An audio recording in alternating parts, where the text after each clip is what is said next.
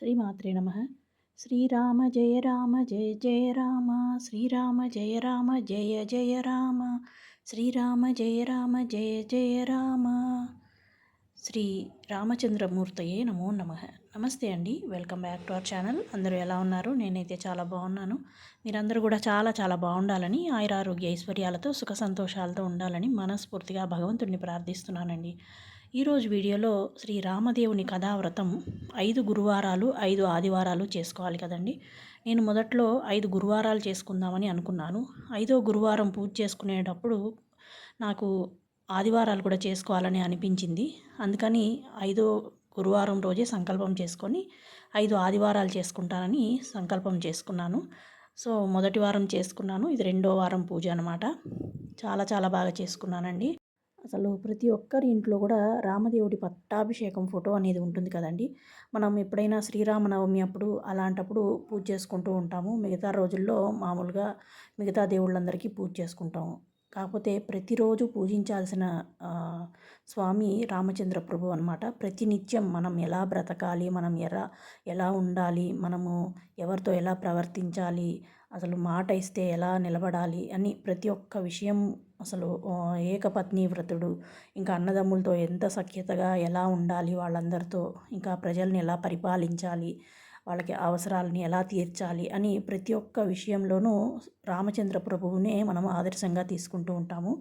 అలాంటి ఒక ఆరాధ్య దైవాన్ని మనం ప్రతినిత్యము పూజించాలి. ఒక్కసారైనా రామనామ స్మరణ చేయడం వలన మనం చేసిన పాపాలన్నీ కూడా, అంటే ఎన్నో జన్మల పాపాలన్నీ కూడా పటాపంచలవుతాయని చెప్తూ ఉంటారు కదండి పెద్దవాళ్ళు.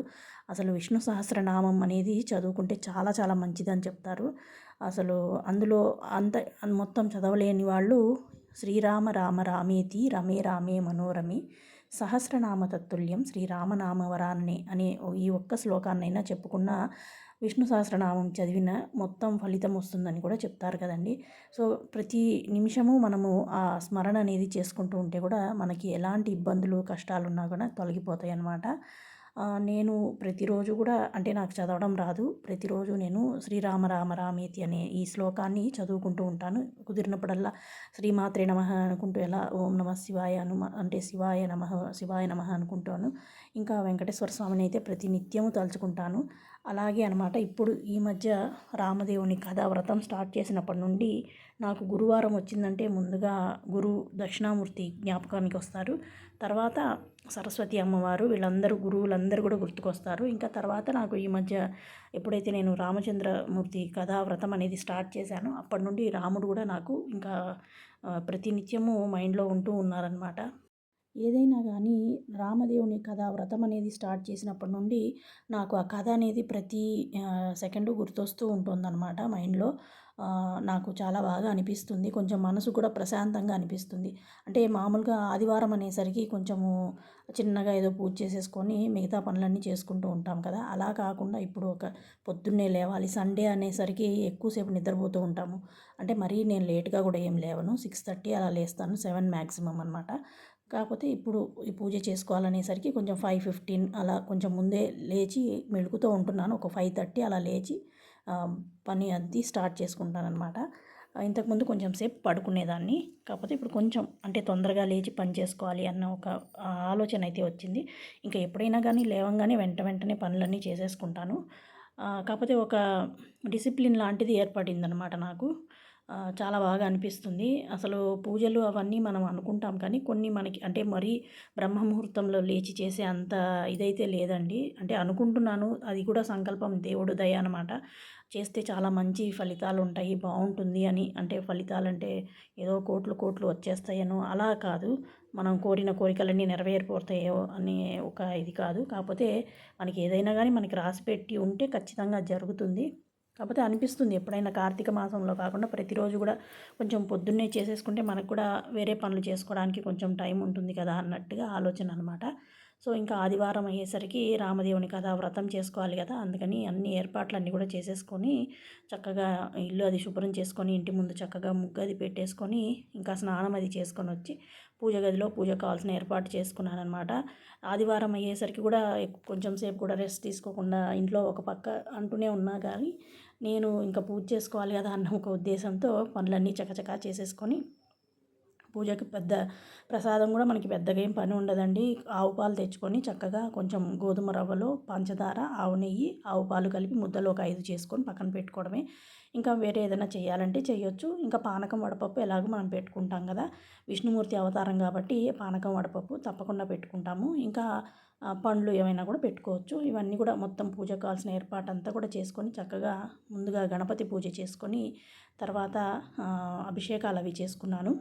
ఇంకా ఈరోజు చక్కగా తమలపాకులకని వెళ్ళానన్నమాట నేను తెచ్చుకోవడం కోసము, తాంబూలం కోసము. వెళ్తే అక్కడ బిల్వదళాలు కూడా అమ్ముతున్నారనమాట. చక్కగా తెచ్చుకున్నాను. ఇంకా దారిలో వస్తూ ఉండంగానే అమ్మవారి గ్రామదేవత గుడి ఉంటుందన్నమాట. అక్కడ శివలింగం ఉంటుంది. ముందుగా గణపతికి ఒక బిల్వ పత్రాన్ని సమర్పించి, శివయ్య కూడా ఒకటి సమర్పించుకొని మళ్ళీ ఇంటికి వచ్చేసి ఇంకా పూజకు అన్ని ఏర్పాటు చేసుకొని పూజ చేసుకున్నాను. అనుకోలేదు అసలు ఈ సోమవారం ఎప్పటి నుండో అనుకుంటున్నాను బిల్వ పత్రాలు తెచ్చుకోవాలనేసి. ఇవాళ నేను అనుకోలేదు, తమలపాకుల కోసం వెళ్తే బిల్వ పత్రాలు కూడా దొరికాయన్నమాట. సో ఇవాళ చక్కగా స్వామివారికి, శివయ్యకు కూడా బిల్వ పత్రాలు, అమ్మవారికి, లక్ష్మీదేవికి అందరికీ కూడా చక్కగా బిల్వ పత్రాలు సమర్పించి పూజ చేసుకున్నాను. అభిషేకాలు అవి చేసుకున్న తర్వాత అంటే పాలతో ఇంకా మామూలుగా నీళ్లతో అభిషేకం చేసుకున్నాను. చేసుకొని చక్కగా శుద్ధి చేసుకొని గంధం కుంకుమ బొట్లు పెట్టుకొని ముందుగా శివయ్యకు పంచోపచార పూజ చేసుకొని 8 నామాల పూజ అనేది చేసుకున్నాను. తర్వాత రామచంద్ర ప్రభు, శ్రీ సీతా లక్ష్మణ హనుమత్ సమేత శ్రీ రామచంద్ర ప్రభుకి షోడశోపచార పూజ అనేది చేసుకున్నానమాట. చేసుకొని స్వామివారి కథ చదువుకుని స్వామివారి పాదాల వద్ద కొన్ని అక్షింతలు వేసి తలపైన వేసుకొని తర్వాత స్వామివారికి ధూప దీప నైవేద్యాలు సమర్పించి పూజ అనేది చేసుకున్నాను. అంటే అన్ని ఉపచారాలు అయిన తర్వాత చివరగా మనం హారతి ఇచ్చే ముందు, అంటే నైవేద్యం, హారతి అవన్నీ ఇచ్చే ముందు కథ చదువుకున్నాను అనమాట. చేతిలో కొన్ని అక్షింతలు పట్టుకొని చదువుకున్న తర్వాత మళ్ళీ ఒకసారి ధూపము దీపం అన్నప్పుడు ఇవాళ గోధుమ పిండితో, అంటే లాస్ట్ వీక్ కూడా నేను వెలిగించాను, ఆదివారం అయ్యేసరికి గోధుమల పైన గోధుమ పిండి దీపం వెలిగించుకుందామని అనుకున్నాను. లాస్ట్ టైం నాకు తెల్ల జిల్లేడు పువ్వులు దొరికాయి అనమాట. ఈసారి నేను తెచ్చుకోలేదు. ఇంకా సరేలే అనేసి మామూలుగా రావి ఆకు ముందు శనివారం రోజు తెచ్చుకున్నాను కదా, ఆకు ఉంటే ఆకుపైనే కొన్ని గోధుమలు పోసి స్వామివారి తిరునామం వేసి గోధుమలు పోసి దీపారాధన పెట్టుకొని పూజ అంతా చేసుకొని కథ అంతా చదువుకున్న తర్వాత ధూప దీప నైవేద్యాలు అన్నీ సమర్పించిన తర్వాత చివరిలో ఈ దీపాన్ని వెలిగించుకొని స్వామివారికి పంచహారతి అవన్నీ కూడా ఇచ్చానన్నమాట.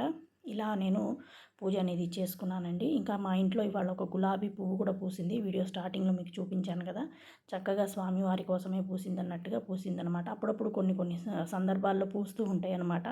అది మనకి కొంచెం బాగా అనిపిస్తూ ఉంటుంది. ఇలా దేవుడి కోసమే మనకి పెట్టడానికే పూసిందేమో అన్నట్టుగా అలా స్వామివారికి అలంకరణ చేసుకొని చక్కగా పూజ అంతా కూడా చేసుకున్నాను. స్వామివారికి చక్కగా తులసి దళాలతో, పారిజాత పుష్పాలతో అలంకరణ చేసుకున్నాను అన్నమాట. చేసుకొని పూజ అనేది చేసుకొని బ్రాహ్మణుడికి, ఒక ముత్తైదుకి, ఇరుగు పొరుగు వాళ్ళకి కూడా ప్రసాదము ఇంకా తాంబూలాలు ఇచ్చుకున్నాను అనమాట. భగవంతుడి దయ వల్ల 2వ వారం పూజ కూడా నిర్విఘ్నంగా చేసుకున్నానండి. వీడియో నచ్చితే లైక్, షేర్, కమెంట్, ఇంకా మన ఛానల్ని సబ్స్క్రైబ్ చేసుకోండి. Thank you. జై శ్రీరామ్.